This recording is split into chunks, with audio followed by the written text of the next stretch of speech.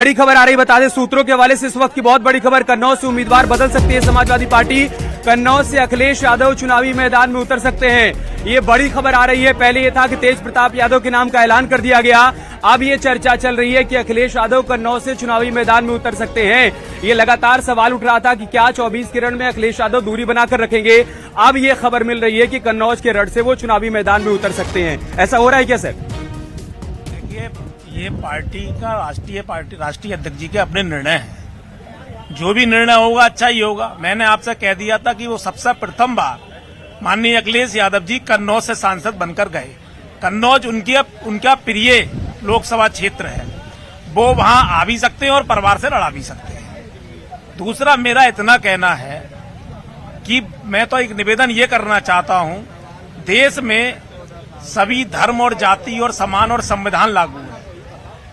जिस तरह प्रधानमंत्री जी पार्लियामेंट के अंदर कहते हैं 400 पार, और देश का एक भी विपक्ष का नेता उन्होंने बिना ईडी सीबीआई के छोड़ा नहीं, जो जेल नहीं डाला हो। फिर मुझे ये बताइए, अशोक चाणक्य से लेकर तमाम महाराष्ट्र के पूर्व मुख्यमंत्री से लेकर जो आदर्श घोटाला के ईडी और सीबीआई का गलत इस्तेमाल हो रहा है। आप बताइए, सवाल ये खड़ा हो रहा है जो उधर से युवाओं की तरफ से भी सवाल किया गया और जो सवाल इनकी तरफ से पूछा जा रहा है कि अगर आप ये कह रहे हैं कि आप अब की बार 400 पार जा रहे हैं, तो फिर अचानक से हिंदू मुसलमान की बात कहां से आने लगी?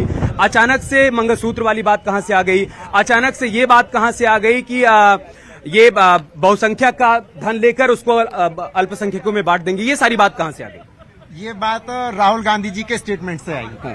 राहुल गांधी जी ने अपने स्टेटमेंट में ये कहा कि अगर हम सत्ता में आए तो सबकी संपत्ति का हम संज्ञान लेंगे, और उन्होंने ये भी कहा कि इस संपत्ति को संज्ञान लेकर के हम और लोगों में बांटेंगे।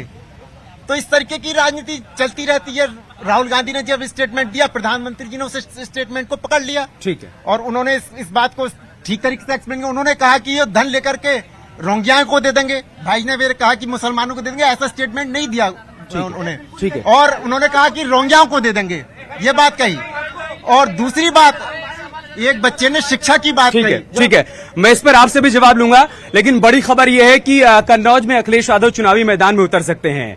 अभी तेज प्रताप वहां से चुनावी मैदान में उतरे थे, लड़ाई तब आपके लिए आसान थी या अखिलेश के उतर जाने के बाद और चुनौतीपूर्ण हो जाएगी? देखिए, कोई चुनौती नहीं है इस समय। ये बौखलाहट है इनकी। अभी इनसे तय नहीं हो पा रहा कि कौन सा प्रत्याशी कहां से चुनाव लड़ेगा। 2 चरणों का चुनाव लगभग समाप्त हो चुका, दूसरे चरण का होने वाला है, तीसरे का भी हो जाएगा। अभी प्रत्याशी तय नहीं है, तो जिसका अभी युद्ध की लड़ाई या हथियार भी तैयार नहीं है, वो क्या चुनाव लड़ेंगे? आप ये मान के चलिए, इन लोगों ने हार स्वीकार कर ली है, अभी तक ये तय नहीं कर पा रहे कि इन्हें चुनाव कहां से लड़ना है। अच्छा, वो कह रहे हैं कि अगर आप 400 पार जा रहे हैं तो फिर हिंदू मुसलमान क्यों कर रहे हैं? मंगलसूत्र की बात कोई हिंदू मुसलमान नहीं हो रहा, बिल्कुल भी। मैंने पहले भी बताया आपको, इस देश के प्रधानमंत्री 125 करोड़ 140 करोड़ देशवासियों की बात कर रहे हैं। और एक सेकंड, एंकरिंग मैं कर रहा हूँ, सवाल पूछ लिया मैंने। देखिए, आदरणीय प्रधानमंत्री जी के नेतृत्व में देश की आंतरिक और बाहरी सीमाएं पूर्ण रूप से सुरक्षित हैं। सबसे बड़ी बात तो ये। अब से पहले आपने देखा होगा 2014 से पहले जगह जगह रेलवे स्टेशन पे, बस स्टेशन पे अनाउंसमेंट होते थे कि फला वस्तु को मत छुइए, इसमें बम हो सकता है। ये पुरानी बातें हो गई। पत्थरबाजी सीमाओं पर कश्मीर के अंदर होती थी, 370 हटने के बाद पत्थरबाजी बंद हो गई।